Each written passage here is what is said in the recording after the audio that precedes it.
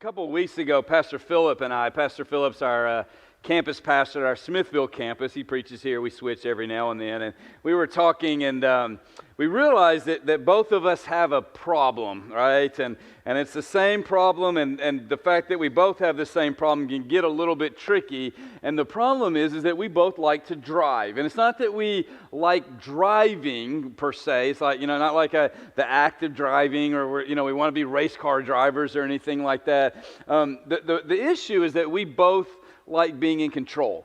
Okay, and so we don't like other people driving us, because when someone's driving you, to me, that's like the ultimate act of giving up control. You're driving me. I don't know if I can trust you. You don't see what I see. You don't know what I know, and a little bit of ego wrapped in there. But I like to drive whenever I go places, and so whenever we are going someplace, it's sort of funny because we both know we're like, we got to go to a meeting. We're going to go somewhere. We're like, who's going to drive? But the other aspect of that is we're pastors, so we got to at least pretend to be humble. Okay, and so what that looks like is that he's saying, hey, you can drive today, Stephen, and I'll say, no, you can drive today, Phil, and he'll say, no, you can drive, and I'll say, no, you can drive, and on the inside we're like, please blink, because I want to drive, right? Because I don't want him to drive, I don't want you to drive, I want to drive because I like being in control. Now I know it may not be spiritual or holy or whatever, but that's just the reality of me and who I am. So if we're going somewhere, I actually have a meeting with someone, meet with one of the guys from the church, and we're going to go up to Georgetown to meet with someone else, and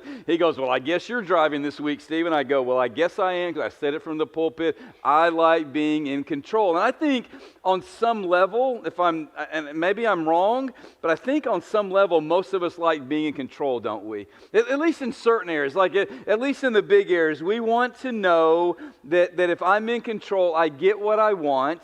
Things go my way. It's going to work out the way that I want. And that's why many of us, and by many of us, I mean me, struggle when things don't go our way. Why did this happen this way? Why did they say that? Why did they do that? Why couldn't my plans work out? Why did the unexpected happen? And we struggle when things don't go our way because we like to be in control.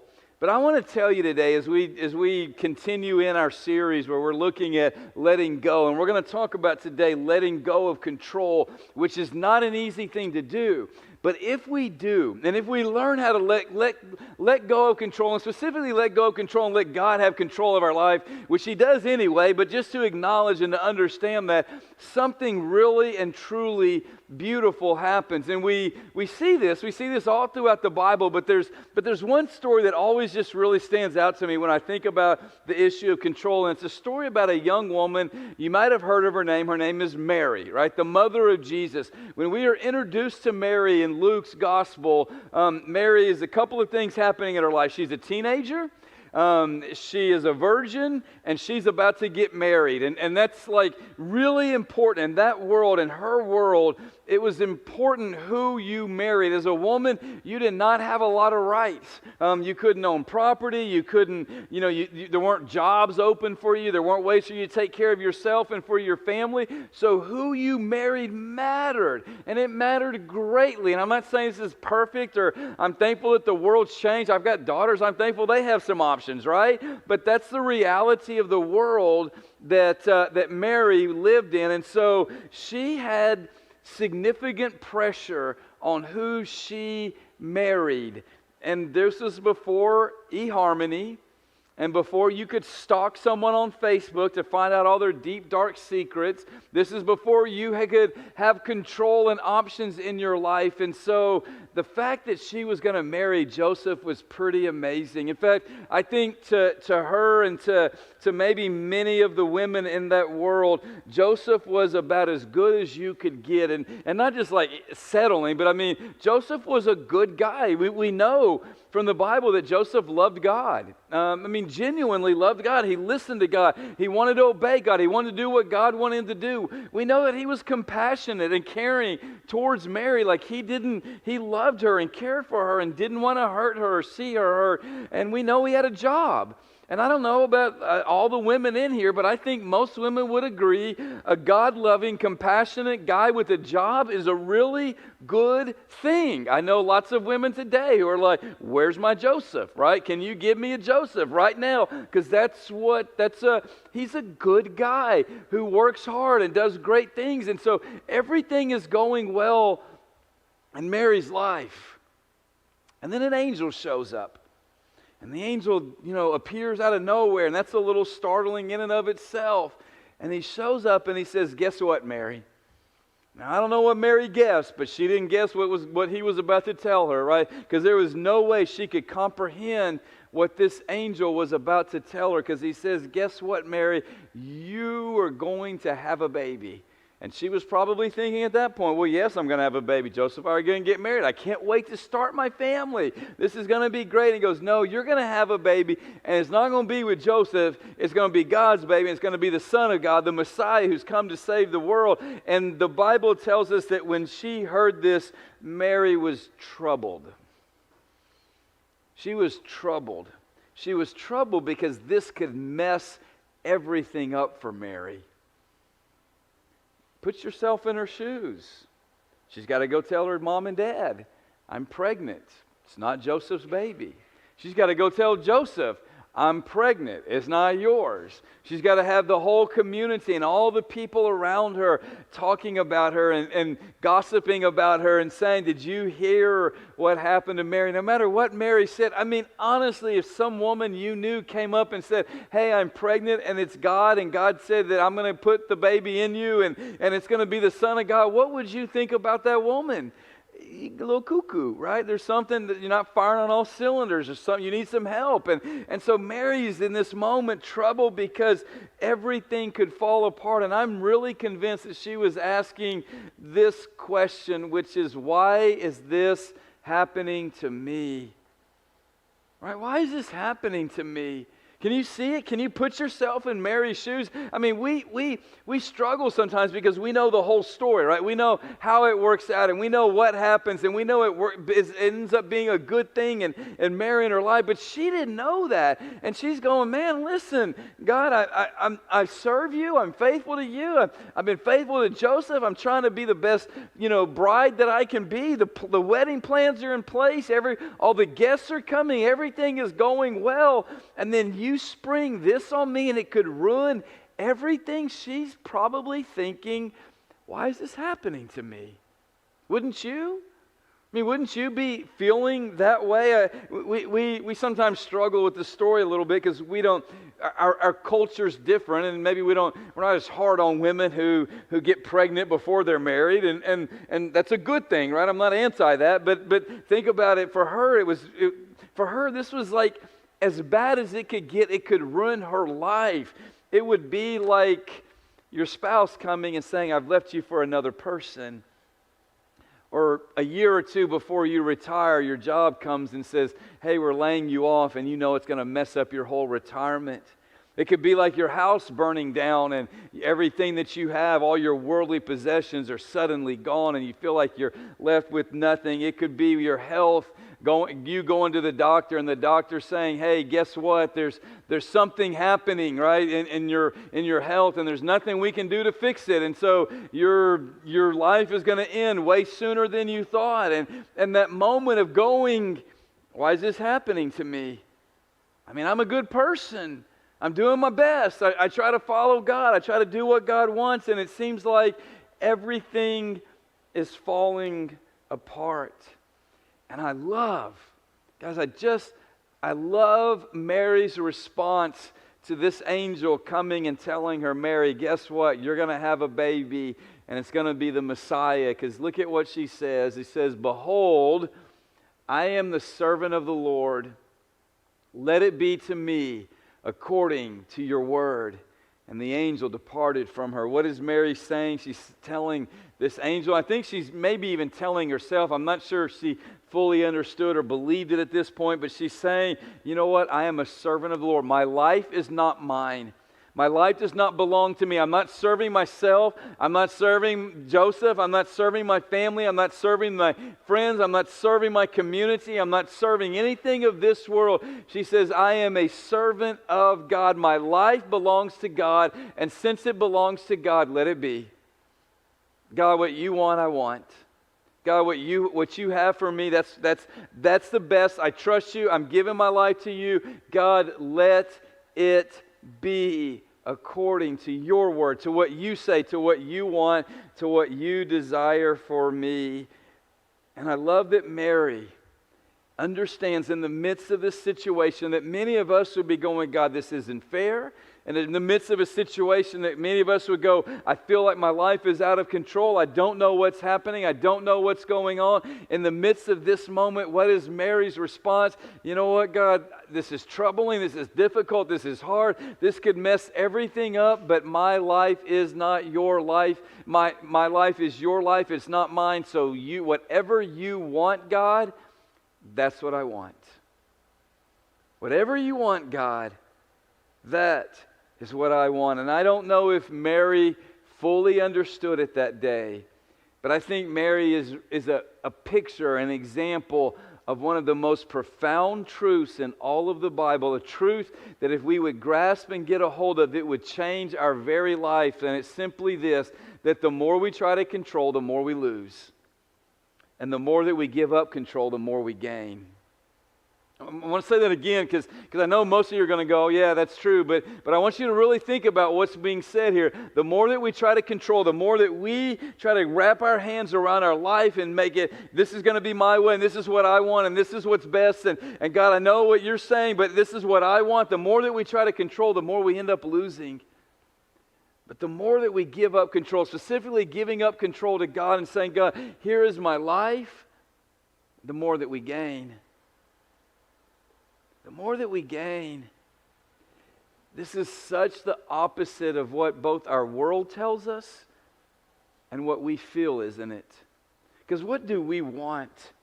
I want to take charge of my life, right? This is my life. I want to do it my way. And I don't want anyone else telling me what to do, right? I mean, my goodness, we are such a individualistic, it's all about me culture that we don't like when other people tell us what to think or how to live or what to do. And we want to take charge. So giving up control means that I'm not in charge. And I don't like giving up control because this is my life. We like the idea of controlling your destiny. I sometimes different organizations, different companies send books out to pastors. So I get all these books all the time, and I like reading. But the title of this one book I received a couple weeks ago just made me laugh because it was Control Your Destiny. And I was thinking the whole time, I can't control my children. How am I going to control my destiny, right? There's something about all the things I can't control, and you're going to tell me I'm going to control my whole destiny, but isn't that what we want? Like, I'm going to control my destiny.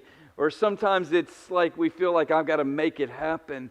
Man, this feeds into just who I am and even my own weakness and my own struggles, because I'm the guy, I have 20-year and 15-year and 10-year and 5-year and 1-year plans for my life. And they're in detail. And I've got a little spreadsheet, not a little spreadsheet. It's a big spreadsheet on Microsoft Excel on my computer. It comes up every time I open up my laptop with all of my plans. And here's how it's going to happen. And here's the benchmarks. And here's what I want to be by this time. Here's what I want to do at this moment. Because I'm going to take control of my life and do everything my way, because like my way is the best way.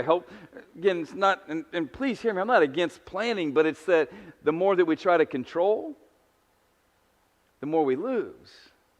And the more we give up control, the more that we gain. Imagine if Mary that day, standing there talking to the angel, angel says, guess what? You're going to have a baby. And I don't even think she was pregnant at this time, the way you read the text. And she's like, I don't know about that. What if she had said, time out?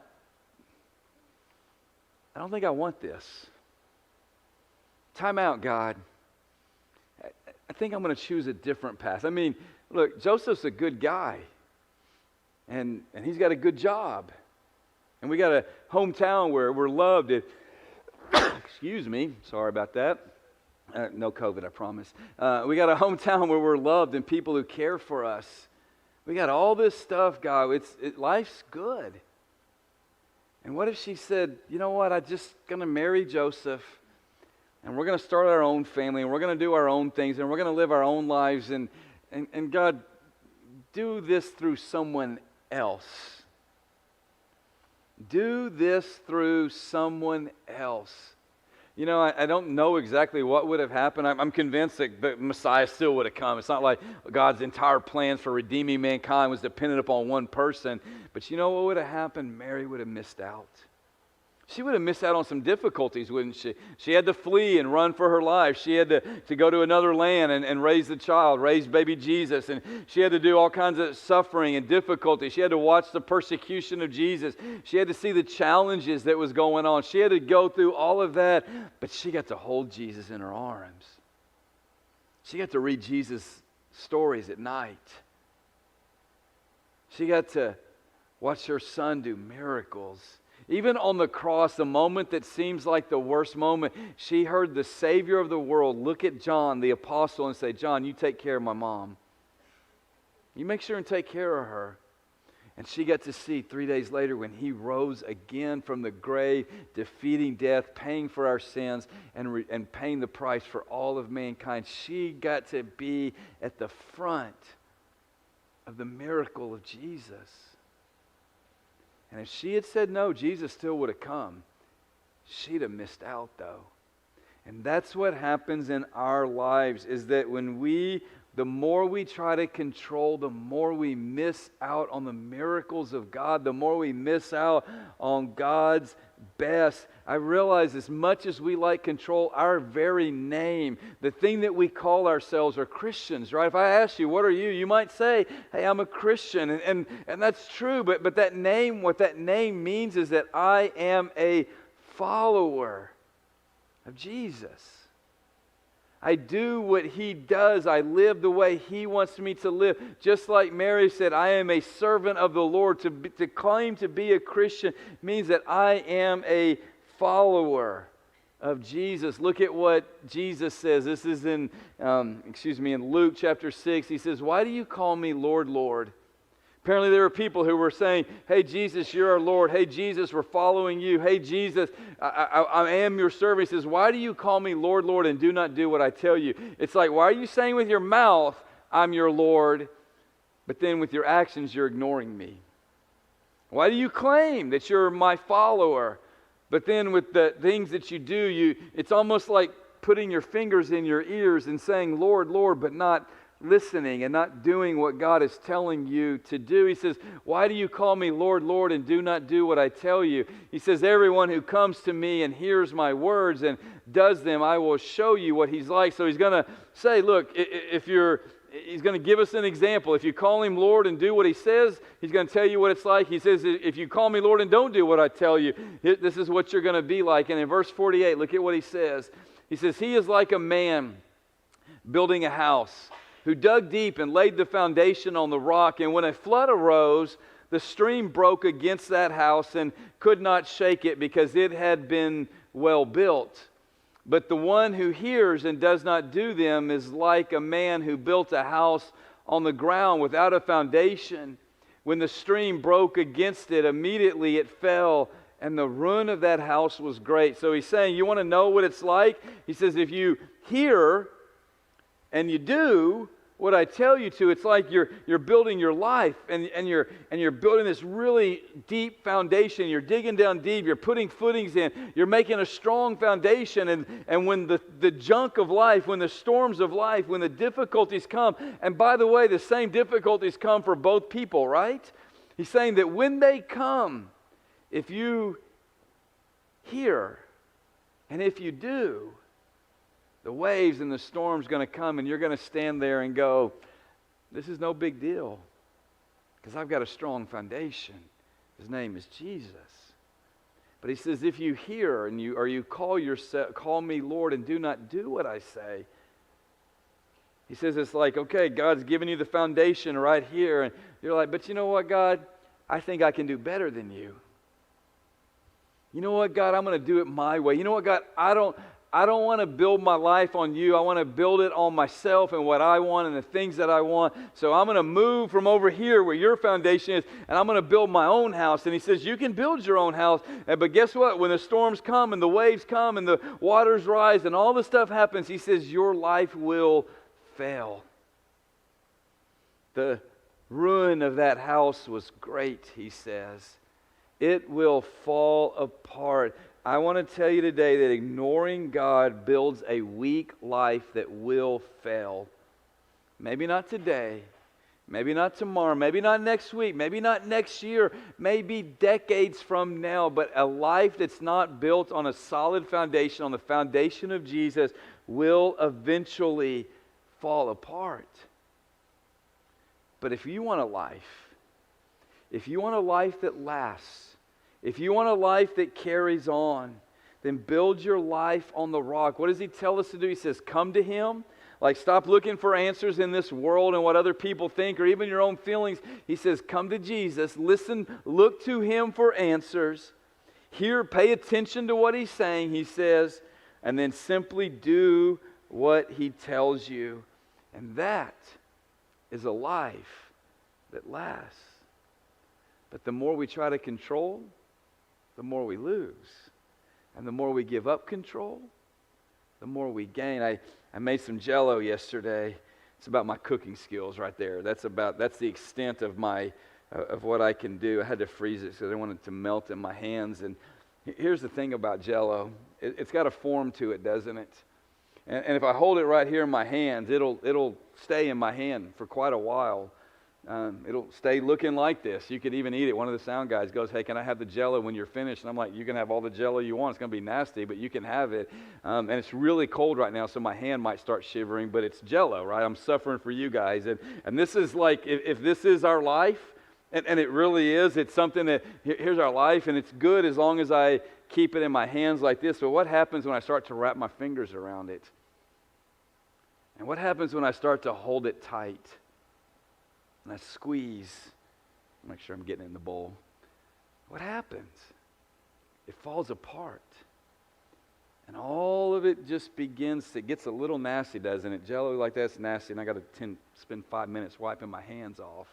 But isn't that what happens in our lives? Is that God says, hey, you think you can control it, and there's all these things that are happening, and all you do is you wrap your hands around it tighter and tighter and tighter until you get to the point that you squeeze all the joy out of life.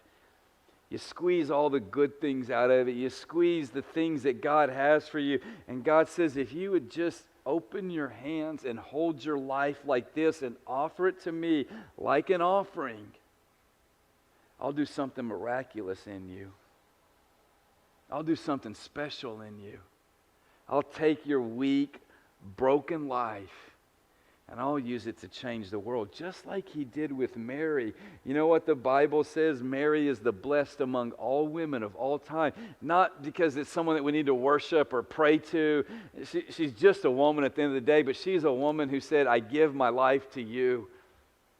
She said she is the example that we need to follow, not knowing how things are going to work out, not understanding everything. She says, if you will just trust me with your life, if you'll just quit squeezing the Jello and messing everything up and just open up your hands and say, God, it's yours. You take it. You do what you want. He says, I've got and can and will do something even better. But you and I mess it up because we want to be in control. Anybody ever messed up their life trying to control something that only God should? Anyone ever made decisions that you go, this is what I want, even though you know it's not what God wants, and you look back and go, well, that was just foolish? We all have, haven't we? Because the more we try to control, the more we lose, and the more we give up control, the more that we gain. So I want to challenge you simply today that you encourage you to give God control, not when it's convenient, not when it fits your plans, not when you get what you want from God, but open your hand and say, God, my life is yours. You take it. Here it is. And the truth is, this is about how this is about what our life looks like, isn't it? We think it's something great and majestic, and God goes, yeah, you're just Jello in a bowl. You're just Jello in a bowl. But God can take this and do something great if we give Him control. So here's my two things that I think that means for us. Two things that I think we want to do, we need to do if we really want to give God control. And it begins with by making a choice. Listen, no one can decide for you who has control of your life but you. I mean, I can use strength or power or manipulation to maybe get you to do something, but at the end of the day, you are the one who has to decide who has control of your life, and no one else can. That's why when Joshua is leading the nation of Israel, and they spent 7 years conquering the promised land, taking possession of this land that God says is there, and look at the end, they finally won all of the battles, and he gathers everyone together, and he says this, if it is evil in your eyes to serve the Lord, choose this day whom you will serve, whether the gods your fathers served in the region beyond the river, or the gods of the Amorites in whose land you dwell. But I love what he says, but as for me and my house, we will serve the Lord. Joshua was making a decision, and he's encouraging you to make a decision who you are going to serve. Don't wait until it's a crisis. Don't wait until you're in the middle of something and you're not sure what direction to go. Don't wait until all the waves are crashing against you. He says, you right now, and the picture is this, like there's all these other gods that people serve. Like you can see them, and they had the little thing where they have like little statues, right? Little things and temples and all that kind of stuff. And everyone had a different god, and everyone had a different thing. He says you could line up all of the gods that people are serving, look at them, and decide which one's better. I mean, decide if there's any one that's worth serving, that's better than the God who brought you out of slavery in Egypt. Anything better than the God who parted the Red Sea. Anyone better than the God who provided food and water for you in the desert. Anyone better than the God who allowed you to defeat your enemies. Anyone better than the God who guided you and protected you and took care of you. If there's anyone better than God, go ahead and serve them. But be honest with yourself. And this is, I think, the mistake that so many of us, that even I make more than I want to, is that I'm not honest with myself about who I serve. I say, as Jesus said, Lord, Lord. I come here and I sing songs and I read the Bible and I talk about Him and I do all the God stuff. I say, Lord, Lord. But saying, Lord, Lord, without doing what He says, I'm being dishonest to myself. And that's what Joshua wants us to do, is think about the who and the what you serve. Are you serving God or are you serving convenience? What's easy, right? What seems right to me rather than what God says is right? Am I serving God or am I serving people? Well, got to make sure my family loves me, or my spouse, or my friends, or my coworkers, or whatever the celebrity of the week says that I should do. And am I serving and doing what they say or what God says? Am I serving God, or am I serving, this is just sort of what I call my identity. This is one of my pet peeves when people say, well, it's just who I am, Stephen. And we serve who we are. We say, this is just who I am, rather than saying, all right, God, who do you say that I am? Who do you want me to be? And we end up serving ourselves because this is just who I am. It can be God or money or children or politics or culture or pleasure or security. And the list goes on and on of the gods that we serve. And I want to challenge you that you don't have statues, but you are surrounded by gods, by things that we serve. And let's be honest. You know how you can tell what you serve? By how you spend your time, by what you spend your money on, and what your life is focused on. What is it that you don't, that everything else revolves around? What is it that you don't compromise on? What is it you don't change? What is it that if God said you needed to give that up or do that differently, you would go, wait a minute, God, that's not fair. Those are the things that we serve. And maybe this morning, some of us need to just take a moment and be honest with ourselves. These are my gods.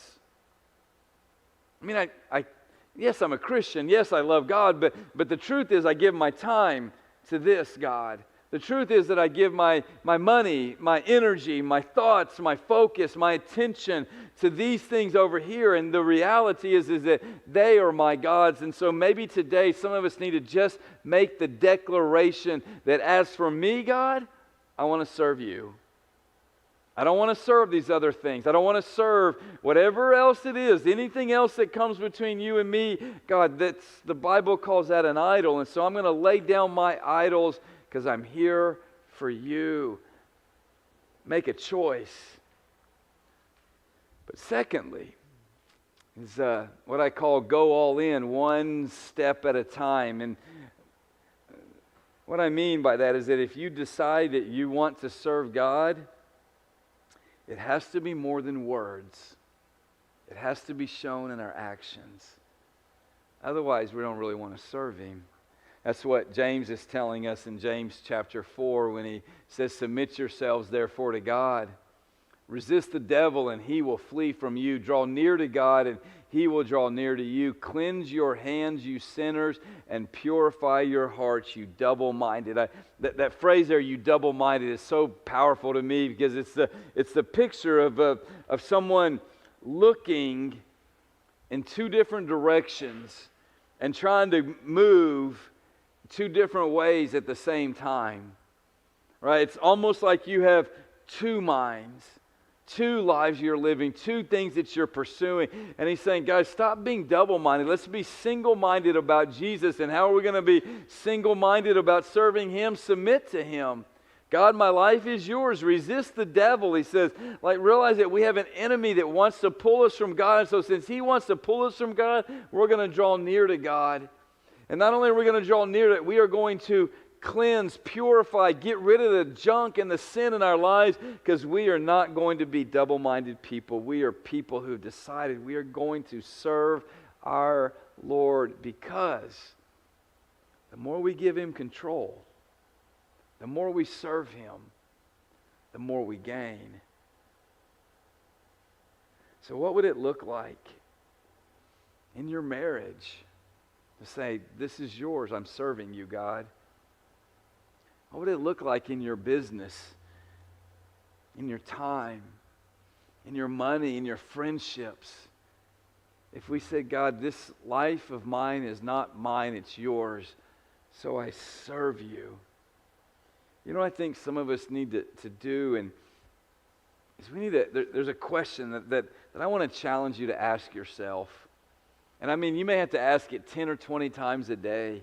It's a simple question. In fact, it's so simple you could write it on a Post-it note. In fact, you probably should write it on a Post-it note and put it throughout your house. You probably should write it on the home screen of your phone, so every time you pull up your phone, you see this question. It ought to be something you talk about with your friends. It ought to be something you talk about with your family. And the question is simply this: God, in this moment, what do you want me to do? Like when that person cuts you off in traffic, and instead of just smiling and waving at them with one finger, what if you said, God, what do you want me to do in this moment? When your husband or wife says that thing that hurts, what if you said, God, what do you want me to do in this moment? If your coworker takes credit for your work again, what if you said, God, what do you want me to do in this moment? When you're dealing with your friends, your family, when you're sitting down paying your bills, what if you said, God, what do you want me to do in this moment? And I want to encourage you, challenge you, maybe push you a little bit, that if there's one question we ought to ask ourselves as many times a day as we possibly can, that we need to keep in front of us. Because why? Because we are servants, because we are letting go of control. And the best way to let go of control is to say, God, what do you want me to do? And slow down and ask the question and let Him answer. Because sometimes the answer is really easy to see, isn't it? And sometimes the answer is not as easy to see because we've got so much junk in our life. But until we start asking, until we start thinking, we're never going to see what our Lord says when He goes, here's what I want you to do. Now, will you do it. It's time for us to start taking the first step, and it is a simple step of just asking God in this moment, with this person, in this circumstance, in this situation, what is it that you want me to do? I ask you again today, simply, are you ready to let God have control? You know that day when Mary said, I'm a servant of the Lord, let it be? She had no idea what was coming, did she? She really didn't. And she didn't know she was going to have to flee and go to Egypt and live for a couple of years in a land where she didn't speak the language and didn't know the people and didn't know the culture, didn't have a house and a job and all that stuff. She didn't know she was going to have to do that. She didn't know the challenges that she's going to face. She didn't know she's going to watch her son grow up and people lie and persecute him. She didn't know she's going to lose him in the temple. That story always makes me laugh because if you've ever lost a kid, you know the pressure, oh my goodness, I've just lost my kid, and you know how frantic you feel. Imagine you lose baby Jesus, and he's not baby, he's 12 at the time, and you got to go to God, sorry, I lost your son, hope he turns up, right? I mean, that's just some pressure. And then she had to see the cross, and she had to see all of that, and it seems like, man, there was so much difficulty, but I'm convinced that if Mary could come and sit with us today, she would say it was worth it. It was worth it. It was worth it to be used by God to redeem mankind. It was worth it to see lives changed. It was worth it for her own life to be transformed. It was worth it. Because here's the truth. God can do a lot more through your surrender than you can ever do with your control. I think about how many times God asks people to do stuff that we just look at and go, that's crazy. I mean, let me encourage you. Flip through the Old Testament and just look at some of the stories and look at how many times God asks someone to do something that's just borderline crazy. Hey, Noah, got a little home improvement project for you. You're going to build a boat. It's going to take you about 100 years to build it. So get going, because you ain't got time to be dilly-dallying. It's going to take you a long time to build it, and you live in a desert. Hey, David, that giant down there who's killed all those people, and I need you to go fight him, but don't wear any armor. Don't do anything like that. Just take a slingshot and a little rock. Go fight that giant that way. Hey, Abraham, pack up your family and start going that way. Where am I going? That way. How long? Go that way, and I'll tell you when to stop. Quit talking, just go that way. Doesn't make any sense. And again, because we know the story and how it all works out, to us, we're going well, yeah, of course they did it. It makes sense, right? But all they knew is that Noah had to go to his wife and say, honey, let me tell you what we're going to be doing for the next 100 years. It's going to be a family project. All of us are going to have to be involved in it. So we're going to have to go build a boat. And I can't you imagine Miss Noah? I don't know what her last name was, but Miss Noah going, honey, really? Oh yeah, and by the way, someday there's going to be a flood and God's going to send a couple of animals of every kind there. We're just going to float around for a little while. Really? Can you imagine Abraham going to his wife? Honey, we got to pack up. We're moving. Oh yeah, where are we going?